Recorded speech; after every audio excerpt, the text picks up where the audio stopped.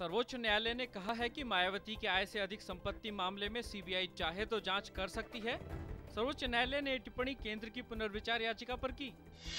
केंद्रीय मंत्रिमंडल ने वित्तीय वर्ष 2013-14 के लिए फॉस्फेटिक और पोटेशियम खादों की सब्सिडी में की कटौती। अर्धसैनिक बलों के आधुनिकीकरण के लिए 11,000 करोड़ की मंजूरी।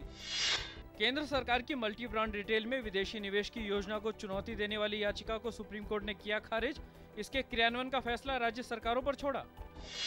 पाकिस्तान के लाहौर में जिन्ना अस्पताल में भर्ती सरबजीत सिंह की हालत और बिगड़ी। समाचार एजेंसी पीटीआई ने डॉक्टरों के हवाले से खबर दी है कि वह लाइलाज कोमा की स्थिति में चले गए हैं। इस बीच सरबजीत का परिवार वाघा बॉर्डर के रास्ते भारत आया। सरबजीत सिंह के परिवारजनों ने पाकिस्तान सरकार को सरबजीत की हालत के लिए जिम्मेदार बताया। तुरंत भारत लाए जाने की मांग। सरबजीत पर लाहौर की कोट लखपत जेल में पिछले शुक्रवार को कुछ कैदियों ने किया था जानलेवा हमला। सीमा पर चीनी घुसपैठ का मामला हुआ पेचीदा। इस मामले को सुलझाने के लिए कल दोनों सेनाओं के कमांडरों के बीच हुई बैठक रही बेनतीजा। आज सुरक्षा मामलों के कैबिनेट कमेटी की इस मामले में बैठक हुई और सेनाध्यक्ष जनरल विक्रम सिंह ने कैबिनेट को स्थिति के बारे में जानकारी दी। भाकपा के राष्ट्रीय सचिव डी राजा ने भारतीय क्षेत्र के लद्दाख इलाके में चीनी घुसपैठ के मसले पर कहा कि दोनों पक्ष बातचीत कर रहे हैं। उन्होंने उम्मीद जताई कि जल्द ही समस्या को सुलझा लिया जाएगा।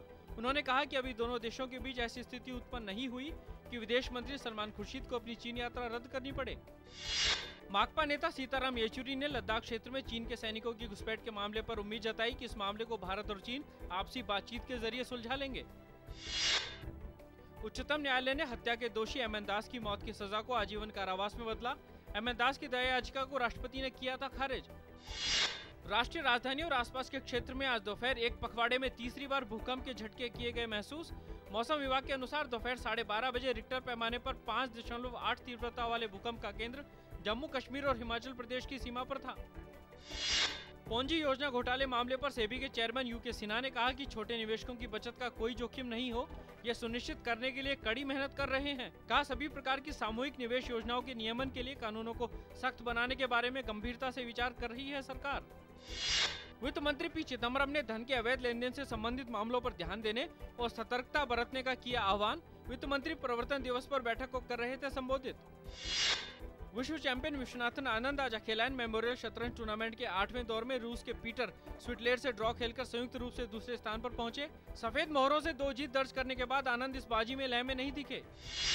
रियो दे जेनेरियो के मेयर एडुआर्डो पेस ने विश्वास जताया है कि ओलंपिक को ध्यान में रखकर रियो में चल रही तैयारियां अपने समय पर खत्म होंगी। हालांकि मेयर ने कहा कि एयरपोर्ट को बेहतर बनाने का काम जरूर चिंता का विषय है।